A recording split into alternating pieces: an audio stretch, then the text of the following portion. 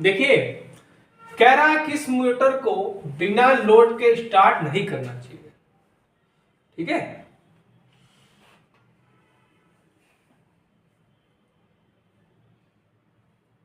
ठीक।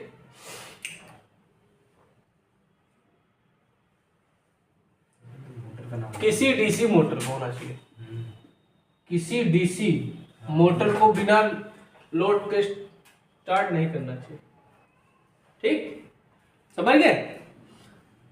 देखिए, series motor जो होती है बहुत खतरनाक मोटर होती है। ठीक, जो सीरीज मोटर होती है उसको बिना लोड के, नो लोड पे स्टार्ट नहीं करना चाहिए। ठीक, क्यों क्यों? इतनी तेज स्पीड होती है ना,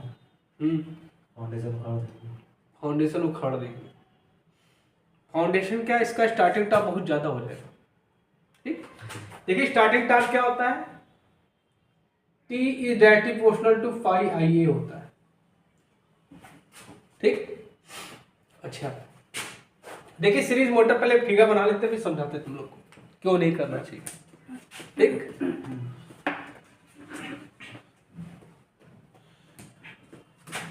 ये आपका आर्मेचर हो गया और ये आपकी सीरीज वाइंडिंग हो गई और ये आपका वोल्टेज हो गया, प्लस माइनस, और ये हमने सप्लाईज को दे दी। आपका ये प्लस हो गया ब्रश, ये आपका माइनस, ये आपका बैक ईएमएफ उत्पन्न होगा और ये आपकी आर्मेचर करंट आएगी। ठीक, ये आपका RSE हो जाएगा और ये आपका ISE होगा। ठीक, अब देखो बेटा क्या होता है कि रेजिस्टेंस का मान क्या होगा, ज्यादा होगा कम होगा, 1 ओम होगा। ठीक, ये आपकी सीरीज मोटर है। ठीक, और सीरीज मोटर का टार्क बहुत ज्यादा होता है। स्टार्टिंग टार्क क्या होता है, बहुत ज्यादा होता है। ठीक, क्या होता है, T is directly proportional to phi I होता है। मतलब जो टार्क होता है वो क्या होता है, फ्लक्स के और आर्मेचर करंट के डायरेक्टली प्रोपोर्शनल होता है। क्लियर इतना? तो यहाँ पे फ्लक्स क्या होगा, directly proportional to armature current होगा। तो यार तो टार्क क्या हो जाएगा आपका, IA स्क्वायर हो जाएगा। ठीक, मतलब इसमें जो टार्क जनरेट होगा, स्टार्टिंग टार्क जनरेट होगा वो क्या होगा, I स्क्वायर के बराबर होगा, डायरेक्टली प्रोपोर्शनल। ठीक, तो हमको क्या करना चाहिए, इसको बिना लोड के स्टार्ट नहीं करना चाहिए। ठीक, जैसे मान लीजिए आपने देखा होगा, ट्रैक्शन में देखा है, लोकोमोटिव बैठे हो, झटका मारती एकदम से, तो स्टार्टिंग टार्क क्या तो बहुत ज्यादा होता। ठीक, एक क्वेश्चन आपसे ये भी पूछेगा, ठीक है, कि अगर इसका हम वो देखें ग्राफ टार्क का, तो कुछ इस तरह बनता है। ये जो वैल्यू होती है, यहां पे क्या होता है, T directly proportional to IA square होता है। उसके बाद इस संतृप्त अवस्था आ जाती है तो क्या आ जाता है, T directly proportional to I हो जाता है। ये सब कैरेक्टरिस्टिक हमने तुमको पढ़ाए हैं। ठीक, ओके। अच्छा, अब एक क्वेश्चन ये भी पूछ लेता है, देखो मेरी आदत है एक क्वेश्चन, कोई भी क्वेश्चन हो उसका चीर फाड़ कर देते, उससे क्या क्या क्वेश्चन बन सकते हैं ये सब आपको जानना चाहिए। अब देखो सीरीज मोटर की बात हो रही है, तो सीरीज मोटर हम लोग कहाँ यूज करेंगे, हॉइस्ट में यूज करेंगे, क्रेन में यूज करेंगे और लोको मोटिव में यूज करेंगे। इन सब जगह क्या यूज करते हैं हम लोग, डीसी सीरीज मोटर यूज करते हैं। ठीक, इसका टार्क क्या होता है, सबसे हाईएस्ट होता है, highest torque. Highest torque property के कारण इसका हम लोग प्रयोग कहां करते हैं, लोकोमोटिव में करते हैं। ठीक है, अच्छा अब इसका जो स्पीड रेगुलेशन होता है, क्या होता है स्पीड रेगुलेशन, वो क्या होता है, पुअर होता है। स्पीड रेगुलेशन क्या होता है इसका, पुअर। और सबसे अच्छा किसका होता है, संट का, shunt motor highest speed regulation.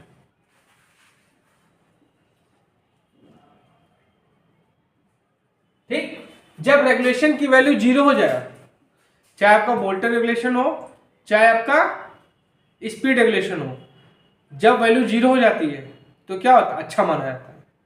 ठीक है, ये सब बातें थी आपके सीरीज मोटर से रिलेटेड।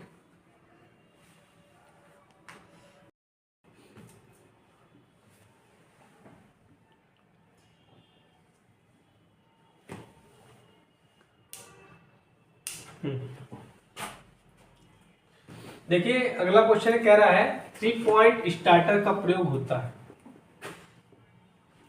बोथ शंट और कंपाउंड मोटर, मतलब शंट और कंपाउंड मोटर दोनों में होता है। शंट मोटर में केवल यूज होता है, ओनली मतलब केवल उसी में। सीरीज मोटर में केवल यूज होता है और कंपाउंड मोटर में केवल यूज होता है। ठीक, देखिए जो आपका 3 पॉइंट स्टार्टर है ये आपका शंट और कंपाउंड दोनों में यूज होता है। ठीक है, जो आपका 3 पॉइंट स्टार्टर होता है, स्टार्टर, वो किस में यूज होता है, शंट और कंपाउंड दोनों में यूज होता है। ठीक, रही बात आपकी क्या बची, सीरीज। ठीक है, सीरीज मोटर में हम लोग क्या यूज करते हैं, 2 पॉइंट स्टार्टर यूज करते हैं। क्या यूज करते हैं, 2 पॉइंट स्टार्टर यूज करते हैं। स्टार्टर का क्यों यूज करते हैं, अभी हमने बताया आपको, करंट का मान बहुत ज्यादा होता है स्टार्टिंग में, उसको कंट्रोल करने में स्टार्टर का प्रयोग करते हैं। जब करंट कंट्रोल कर लोगे तो टॉर्क भी क्या हो जाएगा, कंट्रोल हो जाएगा। ठीक है, समझ में आया, आर्मेचर करंट को कंट्रोल करने के लिए। 3 पॉइंट कह रहा है कि निम्न में से कौन सा डीसी मोटर की यांत्रिक दक्षता का सही व्यंजक है। ठीक, अब आपसे पूछ रहा है कि देखिए एक होती है मैकेनिकल इफिशियंसी और एक होती है आपकी इलेक्ट्रिकल इफिशियंसी। ठीक है, क्योंकि देखो मोटर होती है, मोटर में क्या होती है, मैकेनिकल पावर भी होती है, इलेक्ट्रिकल पावर भी होती है। ठीक, तो इफिशियंसी को 2 पार्ट में, जिसमें 2 इफिशियंसी होंगी। ठीक, अब क्या दिया है, उपयोगी वैद्युत शक्ति आउटपुट बटे कुल विकसित यांत्रिक शक्ति। ठीक, उपयोगी यांत्रिक शक्ति आउटपुट बटे कुल विकसित यांत्रिक शक्ति, उपयोगी यांत्रिक शक्ति आउटपुट प्लस कुल विकसित यांत्रिक शक्ति, उपयोगी यांत्रिक शक्ति आउटपुट बटे कुल विकसित वैद्युत शक्ति। ठीक है, इसमें क्या आंसर होगा, इसमें आंसर क्या होगा आपका, उपयोगी यांत्रिक शक्ति आउटपुट। देखो, और एफिशिएंसी मतलब क्या होता है, आउटपुट बटे इनपुट, आउटपुट बटे इनपुट। ठीक, तो जब यांत्रिक की बात कर रहा है तो क्या लिखोगे, उपयोगी यांत्रिक शक्ति आउटपुट, मतलब आउटपुट जो यांत्रिक शक्ति होगी वो, और कुल विकसित यांत्रिक शक्ति, मतलब विकसित जो इनपुट हम दे रहे हैं। समझे, तो ये हो जाएगा,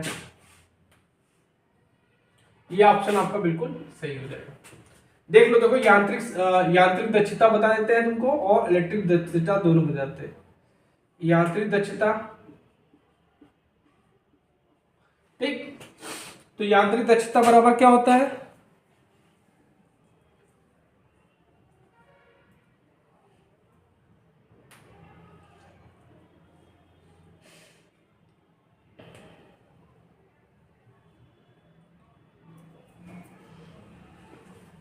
क्या होगी, bhp इंटू 735.5। ठीक, ओके, ये क्या हो गई आपकी आउटपुट पावर हो जाएगी, यांत्रिक की आउटपुट पावर अपॉन ईबी आइए, ये क्या हो गई आपकी यांत्रिक दक्षता हो गई, या कह सकते हैं, क्या कह सकते हैं, व्यावसायिक,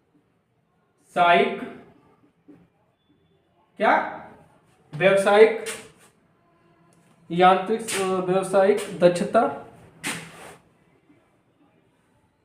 बटे वैद्युत दक्षता, एक ये भी रिलेशन होता है, समझ रहे हो। यांत्रिक दक्षता का फॉर्मूला क्या होता है, व्यावसायिक दक्षता बटे विद्युत दक्षता। ठीक है, और एक तो यही रहेगा, उपयोगी यांत्रिक शक्ति आउटपुट बटे कुल विकसित यांत्रिक शक्ति। ठीक, ओके, अब हम बात करें इलेक्ट्रिकल की दक्षता, electrical efficiency. Electrical efficiency equal to क्या हो जाएगा, उत्पन्न यांत्रिक शक्ति, ठीक, उत्पन्न यांत्रिक शक्ति बटे क्या होगा आपका, इनपुट वैद्युत शक्ति, इनपुट वैद्युत शक्ति, ठीक। अब उत्पन्न यांत्रिक शक्ति कहाँ होगी, आर्मेचर में होगी। आर्मेचर घूमेगा तो उसी में तो आउटपुट मिलेगा हमको, बताया था ना अभी तुमको, ईबी आईए बताया था। तो ये क्या हो जाएगा, ईबी आईए हो जाएगा, और इनपुट विद्युत शक्ति क्या हो जाएगी, जो आप दे रहे हो वी इंटू आई एल हो जाएगा। समझ में आया, ये समझ में आया। देखो तो इसको मिटा देते हैं, ऊपर और मिटा देते हैं तो बता, ये तो क्लियर है ना।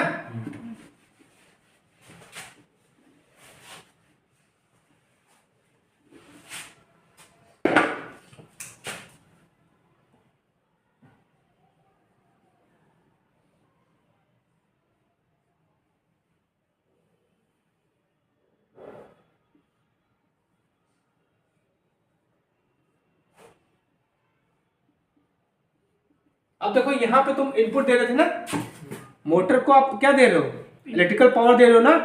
इलेक्ट्रिकल पावर देते हो वही कन्वर्ट करता है मैकेनिकल पावर में, यही तो होता है।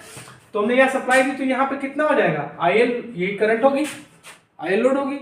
तो पावर इक्वल टू क्या हो जाएगा, P1 इक्वल टू क्या हो जाएगा, V इंटू आई एल हो जाएगा, यही तो होगा। और यहाँ पे जो पावर जनरेट होगी इसमें ईएमएफ क्या हो जाएगा, ईपी होगा, ठीक। और इसकी जो करंट यहाँ आ रही है वो क्या हो गया, आर्मेचर करंट हो जाएगी, ठीक। तो इसमें जो पावर हो जाएगी क्या हो जाएगी, P2 इक्वल टू क्या हो जाएगा, ईबी इंटू आई ए, यही तो होगा। अगर हम इलेक्ट्रिकल एफिशिएंसी निकालें, ईटा इलेक्ट्रिकल, तो क्या हो जाएगा, P2 अपॉन P1 होगा ना, ये तो होगा। और P2 क्या हो जाएगा, EB I A upon V into I A, ये हो जाएगा आपका मैकेनिकल इलेक्ट्रिकल इफिशियंसी, ठीक। और मैकेनिकल इफिशियंसी ये bhp इंटू 735, ठीक, अपॉन ये क्या हो जाएगा, ये जो आप इलेक्ट्रिकल दे रहे हो, ठीक। क्योंकि ये आपका क्या है, मैकेनिकल मिल रहा है ना यहाँ पे आपको, यही इसी को। तो अब देखो जो आपका क्या होगा कि इसमें जो आप दे रहे हो, आर्मेचर में जो दे रहे हो, ठीक, वो क्या हो जाएगा, इसके लिए क्या हो जाएगी, ये आपकी इनपुट मैकेनिकल पावर हो जाएगी, ठीक है। जो आर्मेचर के लिए जो हो जाएगा, ठीक है, वो जो ईबीआई हो जाएगा वो क्या हो जाएगा, इनपुट मैकेनिकल पावर हो जाएगी। आउटपुट क्या निकालेगा, ये निकालेगा bhp इंटू 735.5। ये दोनों आपको याद करना है, ये बहुत कंफ्यूजन वाला पूछ लेता है, ठीक। कॉपर लॉसेस अनुपातित होता है, ठीक। अनुपातित मतलब समझो कि कॉपर की जो वैल्यू होती है किसके समानुपाती होती है या व्युत्क्रमानुपाती, मतलब किसके अनुपात में बढ़ेगी किसके अनुपात में घटेगी, ठीक। I square under root I none. देखो कॉपर लॉसेस का अगर तुमको फॉर्मूला पता होगा, और कभी कभी क्या होता है पूछ लेगा कि सैथिल हानियों में ये किसके अनुपातिक होता है, तो ये तब पॉसिबल है जब आपको फॉर्मूले सारे पता हो पर्टिकुलर, ठीक। देखो कॉपर लॉसेस का फॉर्मूला क्या होता है, PCU इक्वल टू क्या होता है, आई स्क्वायर आर तो होता है, यही तो होता है कॉपर लॉसेस। तो यहां से क्या पता चला, कॉपर लॉसेज आपका किस पे डिपेंड करेगा, डायरेक्टली प्रोपोर्शनल टू करंट के। तो इसमें आंसर क्या आ जाएगा, ठीक। अब कभी कभी पूछ लेगा आपसे कि सैथिल हानिया का क्या फॉर्मूला होता है, ठीक। तो सैथिल हानिया क्या होती है,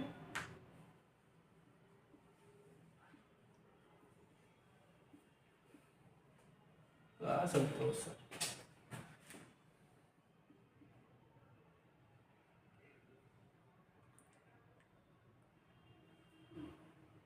KH B max 1.6 F into V, ठीक। ये आपका क्या हो गया, सैथिल हानिया हो गया। और एडी करंट लॉसेस क्या होगा,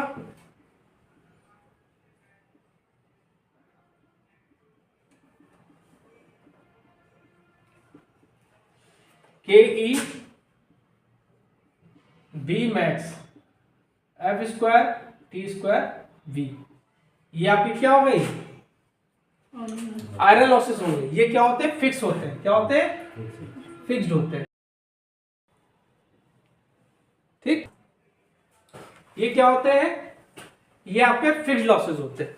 ठीक है, फिक्स्ड लॉसेस मतलब ये लोड पे डिपेंड नहीं करते। ठीक, लोड चाहे आपका आधा हो चाहे आपका ज्यादा आधा हो, अबे आधा हो फुल हो चौथाई हो, कुछ उस पर डिपेंड नहीं करेगा। लेकिन ये जो कॉपर लॉसेस होते हैं ये डिपेंड करते हैं। ठीक, अगर लोड आपका अगर फुल लोड पर लॉसेस क्या होंगे आई स्क्वायर आर होंगे। ठीक, बात ध्यान से समझो मैं क्या बताने जा रहा हूं। अगर हाफ लोड हो जाएगा तो एक चौथाई लॉसेज हो जाएंगे, समझ गए। और अगर 1/4 लोड है तो क्या हो जाएगा 1/16 कॉपर लॉस हो जाएंगे।